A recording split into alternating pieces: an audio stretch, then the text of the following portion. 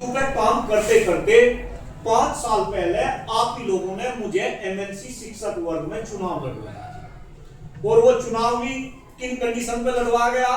ये चुनाव पहले आपका माध्यमिक वालों का सरकारी क्षेत्र का ये चुनाव हुआ करता था। आदरणीय ओम प्रकाश शर्मा जी 8 बार शिक्षक सीट से रिकॉर्ड तोड़ जनप्रतिनिधि रहे, एमएलसी रहे, लेकिन पिछले 2 बार से इसमें प्राइवेट की भी वोट डालने लगी। और अब सिचुएशन ये होगी कि प्राइवेट की वोट है ज्यादा और सरकारी की वोट है कम।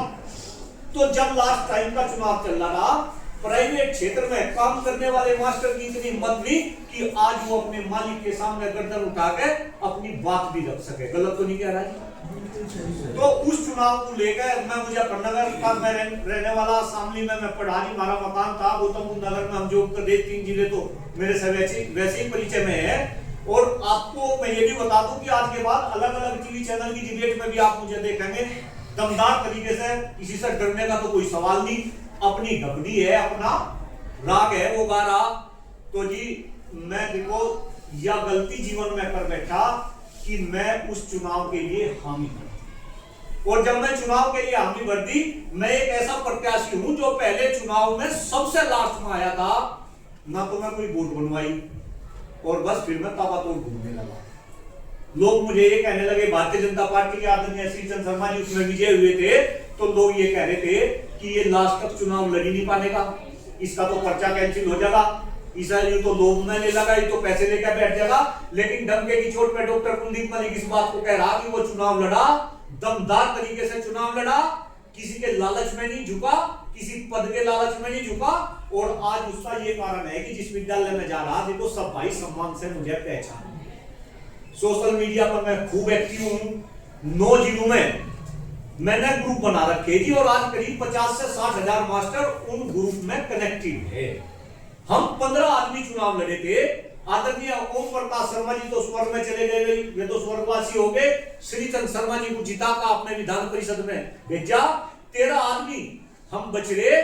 13 में से एक ऐसा इंसान आपके सामने खड़ा जिस दिन चुनाव आ रहा था उसी दिन कसम ले ली थी और ये कह दिया था कि अगर जब तक जीऊंगा केवल और केवल शिक्षा व्यवस्था की बात करूंगा। जब मैं उस चुनाव के दौरान वो जिलों में घूमा तो मैं पाया कि हमारे देश में मास्टर 5-5, 10-10 हजार रुपए में काम करते हैं। साथियों, हो सके आप सरकारी क्षेत्र में काम कर रहे हो, लेकिन आपके साथ में यहाँ पे कुछ पीजीए में भी काम कर रहे होंगे, आपके अगल बगल में प्राइवेट में भी काम कर रहे हैं। आज हम इसी क्षेत्र में घूम रहे। हमने शुरुआत करी थी सरदार पटेल इंटर कॉलेज से, प्राइवेट विद्यालय। 5-5, 10-10 हजार रुपए में इस देश में मास्टर काम कर रहे हैं। और देश के नेता इस देश को विश्व गुरु विकसित बनाने का सपना दिखा रहे, और हम मास्टर भी उनके झांसे में फंस के क्या बजा रहे, ताली। और साथियों, हमें यह भी पता जो सरकारी क्षेत्र में काम कर रहे, ना तो डॉक्टर कुलदीप मलिक का साथ जिता लियो भारतीय जनता पार्टी वालों को, लेकिन डंके की चोट पे इस बात को कह रहा कि आने वाले समय में इनका फिर भारतीय जनता पार्टी वालों को जितवा दियो। मैं हम पार्टी की बात नहीं करना चाह रहा। ये सारे के सारे विद्यालय भी करेंगे। आपको संविदा में काम करना पड़ेगा। जो भाई 1-1 लाख रुपए सैलरी ले रहे, आने वाले टाइम में आपको 30-30 हजार रुपए पे काम करना पड़ेगा। तब आपके बीवी बच्चे आपसे पूछेंगे नहीं क्या होगा, तब हमें याद करोगे नुको उस मुच्छू वाले का साथ दे दिया होता तो शायद ऐसी नौबत ना आती। भाई मुच्छू वाले प्रोफेसर के नाम से नहीं। तो मैं तो आपसे एक निवेदन कर रहा हाथ जोड़ के, अभी भी मैं शास्त्री भाई को यही बात बता रहा था। बाहर जब हम थे, अक्सर मुझे लोग ये कहते हैं, नुको भाई तू सरकारी विद्यालय में मत जाया कर, सरकारी वाले तो जब वोट नहीं देंगे। लेकिन मैं उन्हें एक ही जवाब दूं कि वोट लेना डॉक्टर कुलदीप मलिक का उद्देश्य नहीं है। मैं तो तुम्हें जागरूक कर रहा, जागरूक करने के लिए मैं घूम रहा। अगर तुम जागरूक होगे तो तब मुझे वोट भी दोगे, और अगर तुम जागरूक ना हुए तो आने वाले टाइम में ऐसे खत्म हो जाओगे, ऐसे खत्म हो जाओगे जो पर गधे के सिर से सींग चला। मैं तो देखा पेंशन सारी खत्म कर दी गई। मेरे तो मम्मी पिताजी आप जैसे शिक्षक थे। 5 साल पहले मेरे पिताजी चले गए प्रधानाचार्य जी। पिताजी के जाने के बाद मुझे पता चला मम्मी को ऑलरेडी पेंशन मिल रही थी, लेकिन पिताजी की भी 40% पेंशन फिर मेरी मम्मी को और मिलने लगी। 2 साल पहले मेरी माता जी भी चली गई। लास्ट टाइम में मेरी माता जी को 67,000 रुपए पेंशन के मिलते थे। भगवान हर जन्म में मुझे वही माँ दे। लेकिन वो माँ भी कई बार वो कहती थी, उनको कुलदीप भाई यहाँ आ जा मेरे कमरे में, और उनको उसे बहू को बुला ले, और फिर वो कहती थी कि ये ना मानियो कि सेवा कम कर रही है, जिसके माथे में 67,000 रुपए मारूंगी वही बहुत सेवा करेगा। भाई खाली सेवा कौन करेगा? अनाथ आलय में सरना पड़ेगा। अनाथ आलय में सावधान हो जाओ, साथ दे दो अच्छे आदमी का। और अब ये ना कहना कि हमने श्रीचंद शर्मा को वोट नहीं दी। मैं अभी प्रधानाचार्य जी को भी यही बात कह रहा था, 35% वोट आपकी भी भारतीय जनता पार्टी के कैंडिडेट को गई, और अब आप में इतनी हिम्मत नहीं कि आप उसे ये कहो कि कम से कम 5 साल हो गए एक बार भी तुम्हारी बात विधानसभा में। हमारे में इतनी हिम्मत होनी चाहिए। भाई शिक्षक तो सबसे जागरूक इंसान है। ये देश शिक्षकों ने चलाया मेरे भाइयों। इस देश में शिक्षक राजनीतिक रूप से सक्रिय रहे, लेकिन आज खत्म कर रखा। शिक्षक सामाजिक रूप से, राजनीतिक रूप से, आर्थिक रूप से इस देश में धीरे धीरे खत्म होता जा रहा, और शिक्षकों को भी ये बात पता। लेकिन सबसे बड़ी बात है कि आज का शिक्षक सब कुछ जानते हुए भी चुप। और हमारे जैसे को भी सुबह से शाम तक 10 फोन आवे, उनको भाई ज्यादा ना बोला कर, तजब फंसा देंगे। अब मैं तो प्राइवेट में काम कर रहा, लेकिन देखो हमें तो पढ़ाना चाहिए, आज तक किसी ने फंसाया नहीं। मैं आपके सामने एग्जाम्पल हूं।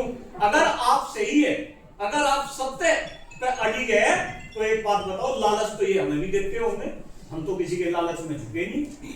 भाई आज दिल से बोल रहा और प्रॉमिस करके जा रहा, कुलदीप मलिक मर जाएगा, लेकिन झुकने का नहीं, थारे लिए ही संघर्ष करना। अगर 9 जिलों में कोई मास्टर मर भी गया ना, तो आपके जिताए हुए प्रत्याशी उस मरे हुए मास्टर के घर तक भी जाना पसंद नहीं करते हैं। जी कुंडी अंकल जी थे, जी ओम प्रकाश अंकल जी थे, अगर किसी का मास्टर का कान भी गर्म होगा तभी पता नहीं घर पहुंच जाते थे। जी ऐसे थे, 2-3 बार तो हमारे घर आए। अगर भाजपा के किसी नेता का कुत्ता भी बीमार हो गया, तो वो प्रत्याशी उस कुत्ते का पता लेना पहुंच जाएगा, क्योंकि उसे पता कि मास्टर को तो हिंदू मुस्लिम में उलझा के तो वोट ले ही लेगा। ना ये हिंदू के, ना ये मुस्लिम के।